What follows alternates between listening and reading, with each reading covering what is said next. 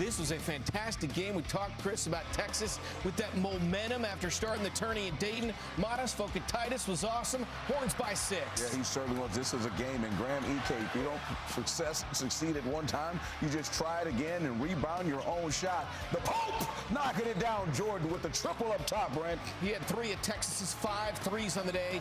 Ike had 25. No other Gonzaga player had more than 10. And then Cam and Heidi, they put him in there. Sean Miller falling away, drills the biggest 3 of the season for Texas to put the game on ice. They take it 74-68. Pope 17. Vokatitis, we'll talk more about him in a moment as the Texas Longhorns survive and advance. Jared Greenberg with Sean Miller. How about Heidi picking up his first shot of the game to seal it? No.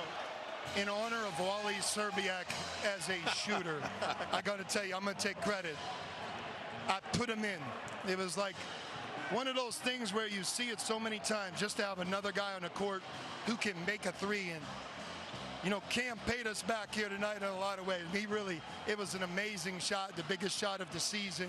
And I'm glad he had the confidence to take it. And I'm actually glad I put him in. I'll take credit for that. Yeah. Well done there, Coach. Hey, third game in 5 days. You've talked about your team's resolve and resiliency. What is it about this group that just won't go away? Well, in March, it's about the players. Guys have to take and make shots. They have to make big plays. A guy like Jordan, who's been around college for a number of years, you know, he's playing at a desperate level in a really good way. And there's not a lot of guards that are playing in the tournament that are playing any better than him.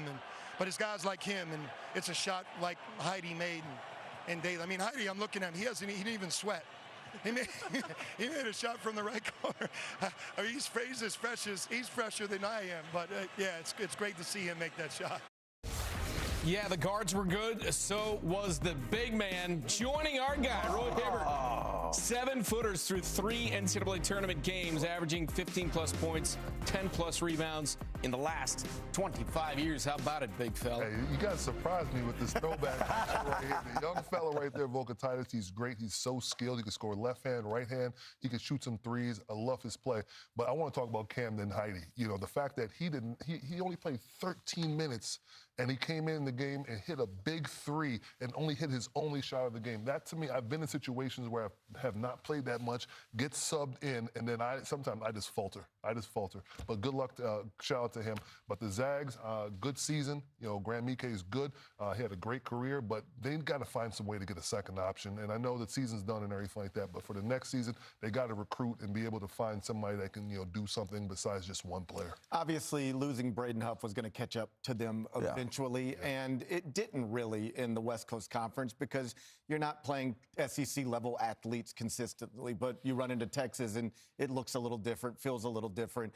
And the Longhorns are now the first team in 5 seasons to go from the first 4 to the Sweet 16. And the last one that did it was UCLA in 2021, and they took it all the way to the Final Four. And so it's just a reminder, you can use this event to rewrite your entire season. Absolutely. Texas had lost 5 of 6 before Selection Sunday. It was not a good basketball team heading into this event.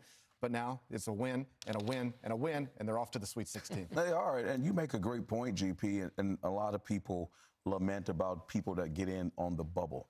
The thing about this tournament, as a coach and as a player, it's just about getting in. Once you're in, whatever you did before that doesn't matter unless you carry it with you, right? It's a whole new season. My alma mater won it in '85, the biggest win ever against the Georgetown Warriors and probably the greatest player ever in Patrick Ewing.